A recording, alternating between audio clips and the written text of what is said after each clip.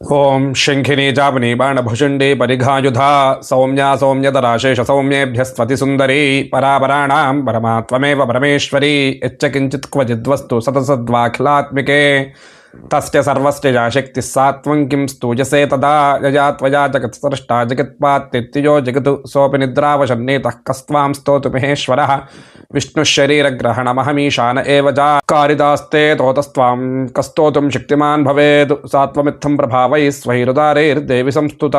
శంఖమును ధనస్సును బాణములను పరిఘను భుషుండిని ధరించి ఉన్న దానవును, భయంకరాకృతి కలిగిన దానవును, సౌందర్యవతులలోకెల్లా మిక్కిలి సౌందర్యవతురాలివి, శ్రేష్ఠులైన దేవతలలోకెల్లా మిక్కిలి శ్రేష్ఠురాలవు, నీవే పరమేశ్వరివి, నీవే ఏకైక సత్తాస్వరూపిణివి, అంతరాత్మస్వరూపిణివి కూడా నీవే. అంతటి శక్తి గల నీకు స్తోత్రము చేయగలిగినంత శక్తి ఎవరికి కలుగుతుంది? ఎవరి చేత నీవు స్తోత్రింపబడదవు?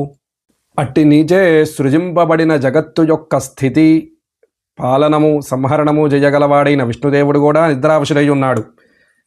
ఇక ఇంకెవరు నిన్ను స్తుతించగలిగినంత సమర్థుడు ఇంకెవరున్నారు? బ్రహ్మదేవుడనైన నేను, విష్ణువు మహేశ్వరుడు సృష్టి విధులను నిర్వర్తించుటకై అవతారములను దార్చి శరీరములను ధరించి నీచే సృష్టింపబడితిమి.